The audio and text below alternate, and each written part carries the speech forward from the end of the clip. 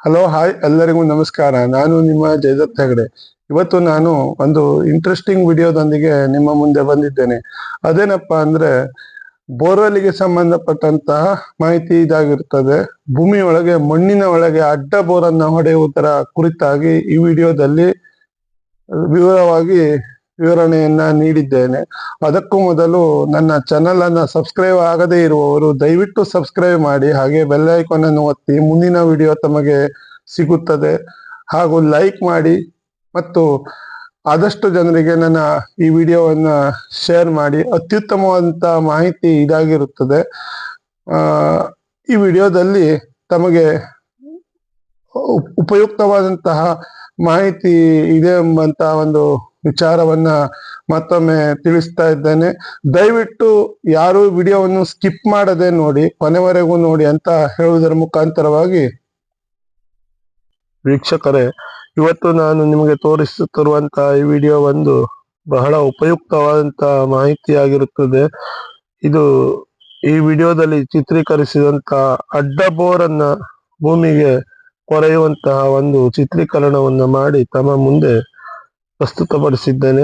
ಇದು ತಮಗೆ ಬಹಳ ಉಪಯುಕ್ತವಾದಂತಹ ಮಾಹಿತಿ ಆಗಿರುತ್ತದೆ ಎಂಬುದನ್ನು ತಮಗೆ ಮತ್ತೊಮ್ಮೆ ತಿಳಿಸ್ತಾ ಇದ್ದೇನೆ. ಈ ಬೋರು ಗುಡ್ಡಗಾಡು ಪ್ರದೇಶಗಳಲ್ಲಿ, ನಮ್ಮ ಕರಾವಳಿ ಮತ್ತು ಮಲೆನಾಡು ಪ್ರದೇಶಗಳಲ್ಲಿ ಬಹಳ ಉಪಯುಕ್ತವಾಗುತ್ತದೆ ಎಂಬಂತಹ ಮಾಹಿತಿಯನ್ನು ಸಹ ತಮಗೆ ನೀಡ್ತಾ ಇದ್ದೇನೆ. ಯಾಕೆಂದರೆ ಕೆಲವು ಭಾಗಗಳಲ್ಲಿ ಬೋರನ್ನ ಕೊರೆಸಿದರೆ ಗಟ್ಟಿಯಾದಂತಹ ಶಿಲೆ ಇರುವಂತಹ ಜಾಗಗಳಲ್ಲಿ ನೀರು ಬರುವುದಿಲ್ಲ. 10 ಬೋರ್ ಹೊಡೆದರೂ ಸಹಿತ ಒಂದು ಬೋರಿನಲ್ಲೂ ನೀರು ಬರೆದಿರುವಂತಹ ಹಾರ್ಡ್ ಕಲ್ಲುಗಳು ಇರುತ್ತವೆ. ಅಂತಹ ಜಾಗಗಳಲ್ಲಿ ಗುಡ್ಡಗಾಡು ಪ್ರದೇಶಗಳಿದ್ದರೆ ಈ ಒಂದು ಬೋರನ್ನ ಹೊಡಿಸಬಹುದು.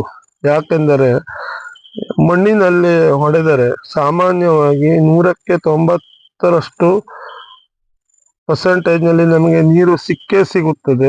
ಕೆಲವೊಂದು ಭೂಮಿಗಳಲ್ಲಿ ನೀರನ್ನು ಸಂಗ್ರಹಿಸುವಂತಹ ಶಕ್ತಿ ಜಾಸ್ತಿ ಇರುವಂತಹ ಭೂಮಿಯಲ್ಲಿ ದೊಡ್ಡ ನೀರೇ ಸಿಗುತ್ತದೆ.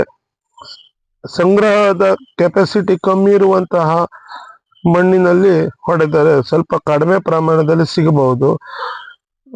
ಆದರೆ ನೀರು ಸಿಗುವಂತಹ ಸಾಧ್ಯತೆ 100ಕ್ಕೆ 90ರಷ್ಟು ಇರುತ್ತದೆ. ಮತ್ತೆ ಇದರಲ್ಲಿ ಸಿಗುವಂತಹ ನೀರು ಬಹಳ ಅತ್ಯುತ್ತಮವಾದಂತಹ ನೀರು ಸಿಗುತ್ತದೆ. ಅದನ್ನು ನಾವು ನೇರವಾಗಿ ಕುಡಿಯಬಹುದು. ಯಾವುದೇ ರೀತಿ ಕಶ್ಮಲಗಳು ಅದರಲ್ಲಿ ಇರುವುದಿಲ್ಲ. ಅಷ್ಟು ಶುದ್ಧವಾದಂತಹ ನೀರು ನಮಗೆ ಸಿಗುತ್ತದೆ. ಈ ಬೋರ್ವೆಲ್ ಅನ್ನು ಹೊಡೆಯುವುದನ್ನ ಸಂಪೂರ್ಣವಾಗಿ ನಾನು ಚಿತ್ರೀಕರಿಸಿದ್ದೇನೆ.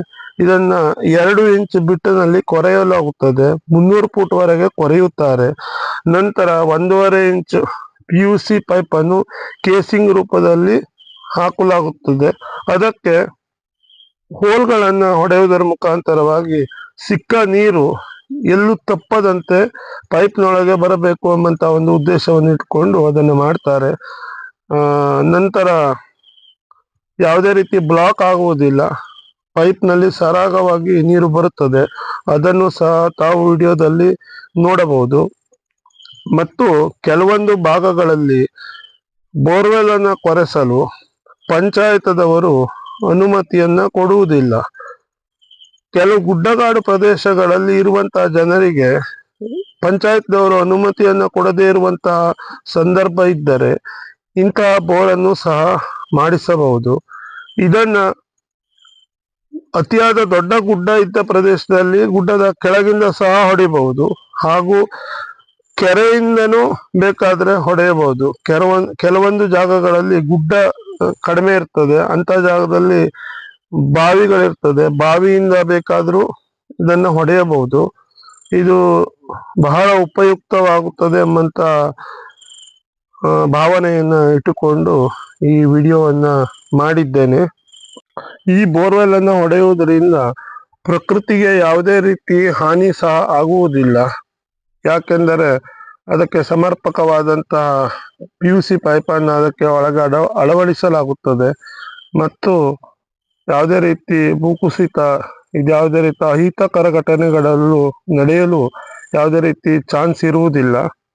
ಮತ್ತು ಇದು ಜನರಿಗೆ ತುಂಬಾ ಉಪಯೋಗವಾಗುವಂತಹ ಒಂದು ಬೋರ್ ಆಗಿರಬಹುದು ಎಂಬಂತ ಒಂದು ತಿಳುವಳಿಕೆಯನ್ನ ಇಟ್ಟುಕೊಂಡು ಈ ವಿಡಿಯೋವನ್ನ ಮಾಡಿದ್ದೇನೆ.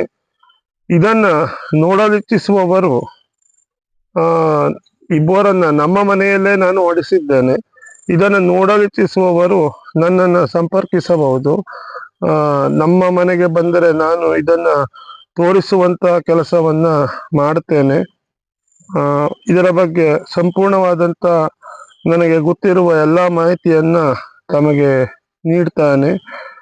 ಈ ವಿಡಿಯೋ ತಮಗೆಲ್ಲರಿಗೂ ಇಷ್ಟ ಆಗಿದೆ ಅಂತ ಭಾವಿಸಿಕೊಂಡಿದ್ದೇನೆ. ಇದರಿಂದ ಪ್ರಕೃತಿ ಹಾನಿಯೂ ಇಲ್ಲ, ಹಾಗಾಗಿ ಶುದ್ಧವಾದ ವಾತಾವರಣದಲ್ಲಿ ಸಿಗುವಂತ ನೀರನ್ನ ನಾವು ಬಳಸಿಕೊಳ್ಳಬಹುದು ಎಂಬಂತ ಮಾಹಿತಿಯನ್ನು ಸಹ ನೀಡ್ತಾ ಇದ್ದೇನೆ.